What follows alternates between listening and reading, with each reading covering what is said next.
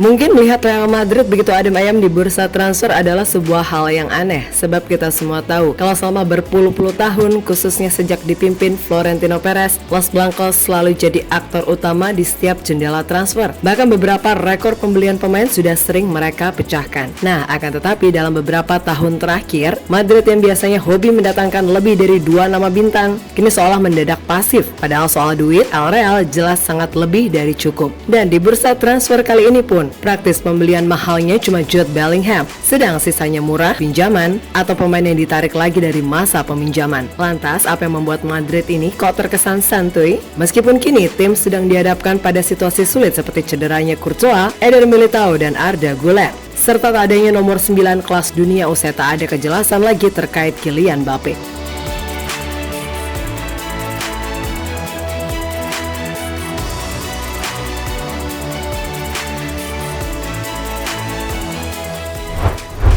Baru juga awal musim, Real Madrid sudah diterpa masalah. Yap, setelah Arda Güler sang wonderkid anyar belum bisa debut lantaran cedera, kini 2 pilar di lini belakang, yakni Thibaut Courtois dan Eder Militao harus absen panjang karena ACL. Masalah Madrid tentunya tidak sampai di situ. Benar, ketiadaan pemain nomor 9 sejatinya sampai saat ini masih membuat fans harap-harap cemas, kendati di laga perdana kontra Athletic Bilbao berhasil menang.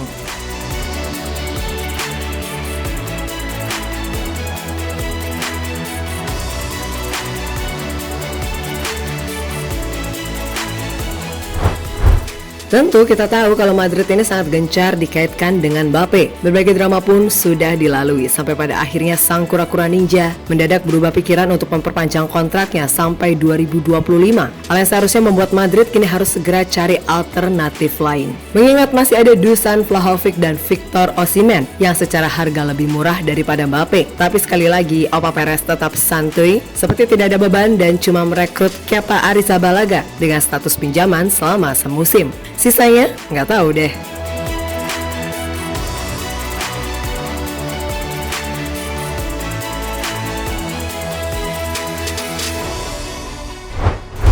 Ya, berbicara soal geliat transfer tentu saja kaitannya dengan duit. Nah, Madrid sendiri sejatinya nggak kekurangan duit. Bahkan saat Covid melanda, Madrid ini malah untung bukannya rugi seperti klub-klub lainnya pada umumnya. Disebutkan dalam laporan keuangan musim 2020-2021, Real Madrid mengumumkan bahwa mereka kehilangan pendapatan hingga nyaris 300 juta euro yang diakibatkan oleh pandemi Covid-19.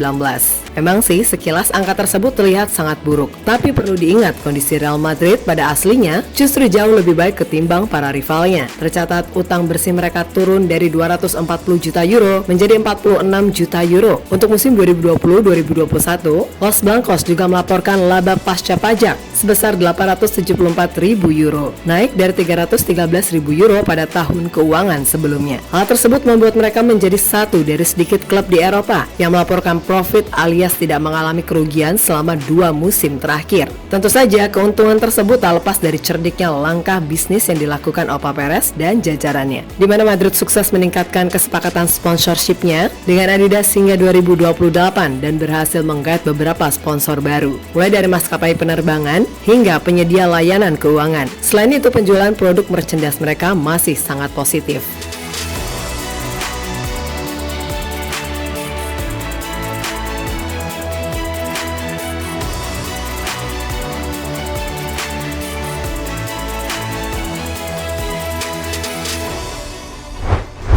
Nah, melihat dari sisi keuangan, sekali lagi Madrid ini masih banyak stoknya. Memang, Madrid ini masih konsen dalam tahap renovasi Stadion Santiago Bernabeu yang biayanya ditaksir sampai 525 juta euro. Namun sejatinya duit Madrid tetap masih banyak dan gak kalah loh dari Timur Tengah. Tapi kenapa kok El Real ngirit banget dan terkesan pasif dalam bursa transfer? Yap, usut punya usut dilansir dari Football Espana. Opa Perez memang ingin merubah filosofi klub dari yang tadinya belanja bintang menjadi merekrut pemain muda potensial untuk dijadikan aset masa depan klub. Makanya di era saat ini, Madrid banyak diisi nama-nama muda macam Vinicius Junior, Rodrigo, Valverde, Tchouaméni, Camavinga, Brahim Diaz, Arda Güler, Fran Garcia hingga Jude Bellingham. Selain itu, Madrid ini juga tak ingin kena masalah terkait financial fair play, apalagi persoalan gaji di La Liga ini begitu ketat. Makanya dalam beberapa musim terakhir, El Real lebih memilih untuk melepas para pemainnya seperti Varane, Ramos, Marcelo, Benzema, Asensio, Hazard, Mariano, hingga Casemiro.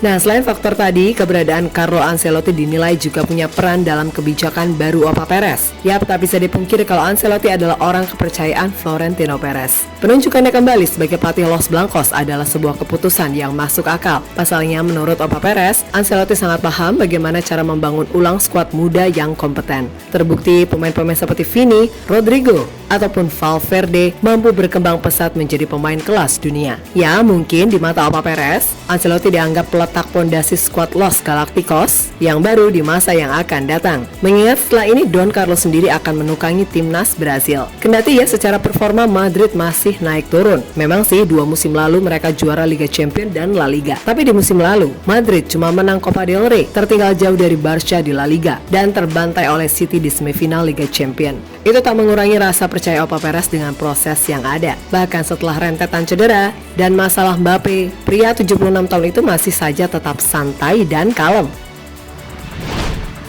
Yap, meskipun di musim ini situasi Real Madrid masih kurang bagus, tapi jangan sekali-kali meremehkan El Real. Mungkin untuk 2023-2024 kali ini, Madrid ingin memfokuskan pada satu kompetisi dulu, entah La Liga ataupun UCL. Hal tersebut dilakukan agar hasil maksimal bisa diraih dan penurunan performa yang tajam bisa dicegah. Semua tujuannya sudah jelas kok, yaitu agar rencana dan strategi Real Madrid di sektor finansial tak berakhir dengan percuma. Dan lagi pula, Opa Perez sepertinya sudah memberikan kode kalau musim ini memang nothing to lose. Target sesungguhnya yaitu di 2024 mendatang, entah itu ada Mbappe atau lainnya, namun yang jelas, Real Madrid is Real Madrid. Memang ada masanya mereka akan drop, tapi itu nggak akan lama dan pasti akan cepat bangkit kembali. Karena yaitu tadi, mental Madrid ini emang beda dibandingkan dengan tim-tim lainnya. So, buat fans Madrid yang budiman, gimana nih menurut kalian? Tulis ya pendapat kalian di komentar.